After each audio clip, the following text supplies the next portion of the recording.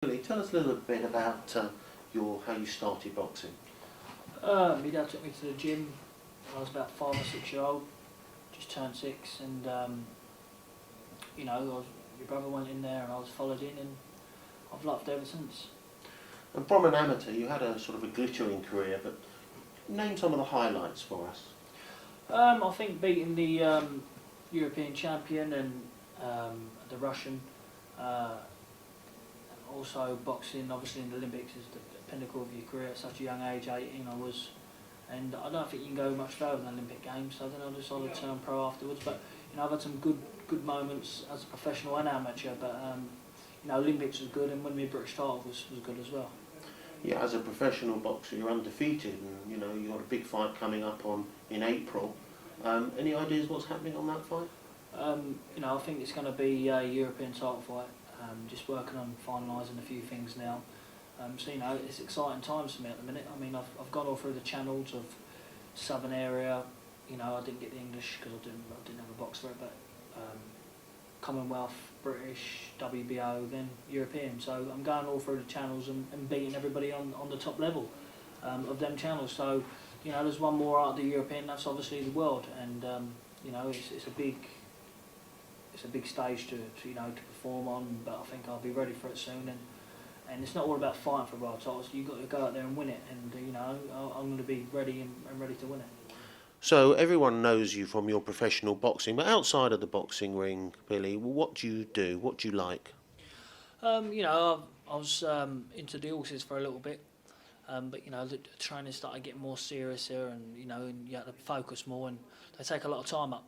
So I'm not so much into that. I used to train my horses and that, but I've sold out of that now, and I've got another hobby of I love snooker, playing snooker with my mates, and playing a game of football with my mates too. Going back to the horses a second, when you said you used to train some horses, what did that involve? Just getting up really early in the morning, harnessing them up, putting them in the cart, and obviously jogging around the field for 45 minutes an hour, and just it was just something just to pass the time away really when I wasn't in the gym. I've done me run, nothing else. What else can a fighter do? Rest obviously, but sometimes you need to do something else, bar from rest 24/7. You need something to get into, as you go off your head, because it's a lonely sport. Your trainer's there to help you and do everything right in the gym. But when you go home, you eat right and you rest right.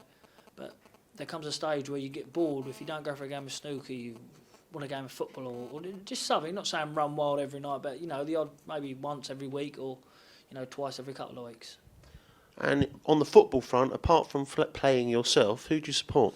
Got to be Arsenal, the Gunners. Bad result the other day, Liverpool, but don't want to talk about it.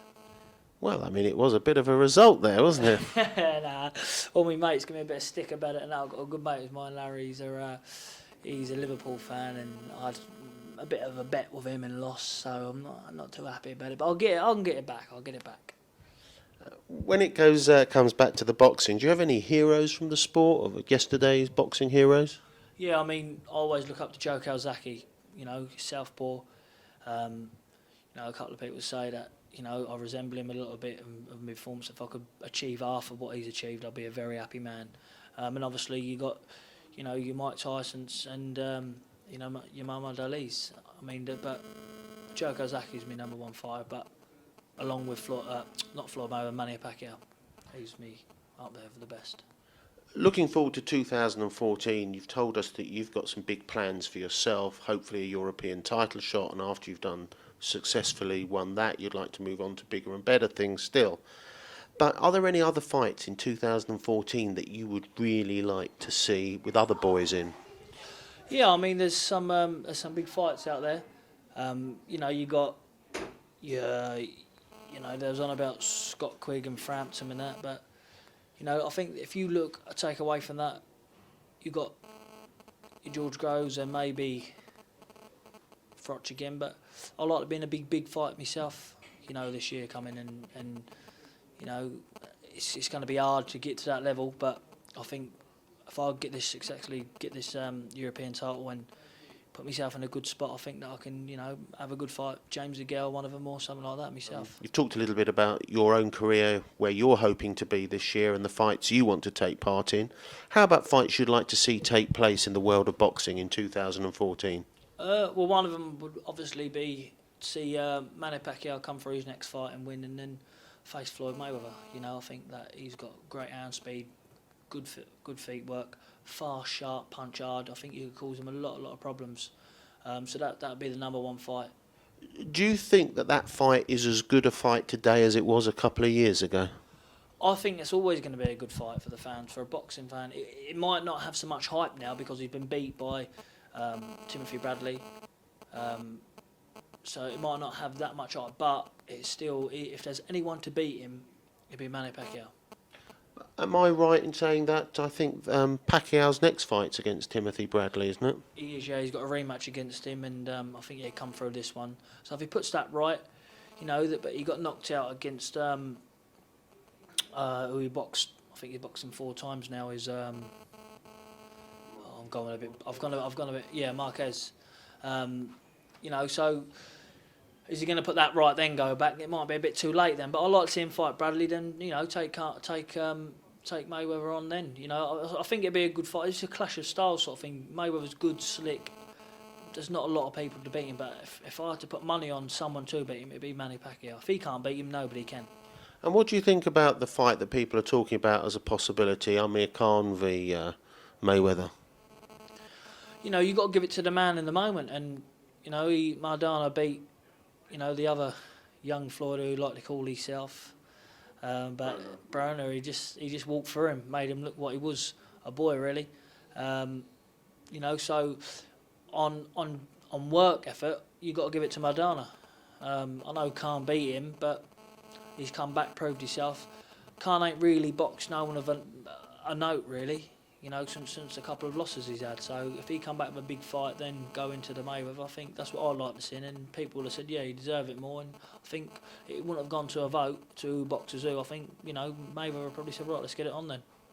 Looking forward to sort of some just domestic matches and sort of close to home with your promoter and broadcaster BoxNation. There's talk about a great heavyweight clash in the summer between Derek Chisora and Tyson Fury. Any thoughts on that one? Yeah, first of all, they're both good mates of mine. Tyson, all through the amateurs of him. Derek, lovely fella. They boxed before. You know, Tyson come in the best shape he's ever come in. Best performance, I reckon, he put in because he was under pressure. He performs very well, very well under pressure. In my opinion, he would have beat David A. People might say, oh, you're mad, this and that, punch under him, but I know what he does under pressure. He performs well. Derek, he's turned his career around, you know, so it's a real good fight for the fans. I think it could be one of the biggest in you know, for the summer because there's not really nothing else happening in the heavyweights at the minute. And Tyson's the man, I reckon, at the moment in the heavyweights, but, you know, Derek's turned his career around and it'd be a real good fight to watch, 50-50 fight. On April the 12th, your next fight is going to be at the Copper Box Arena. We've spoken a bit about who you might be facing and what it might be for. What's it like boxing at the Copper Box? Is there still any of the atmosphere left from the Olympic days? Yeah, I mean it's like a big York Hall really. You know, everybody's got a very good seat. There's not a bad seat in the house, and I think Frank Warren's worked really well to get that venue.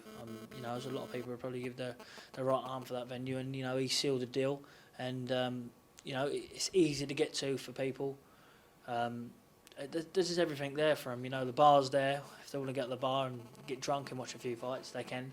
But it's a very good venue, and I think with the Olympics happening there as well, and it brings more traction and attention to the place, and you know it puts the fighters under that little bit more pressure, you know, and not non-boxing fans are turning up just to go to the arena, so it's a nice place to box.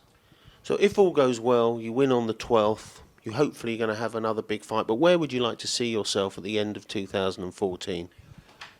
You know, I set goals every year. I set a goal last year of being British champion, retaining it outright. I've only got one more fight to do so. So I want, by the end of this year, I want to own my British title outright. And, you know, the Europeans a bonus. And for the start of next year, hopefully be world champion. And you still would like to defend the British title, as you just sort of indicated, one more time so that you own the belt outright? I wouldn't care if I was world champion. I'll still go back for that. You know, but it's not going there. I'm not vacating. I'll fight the mandatory.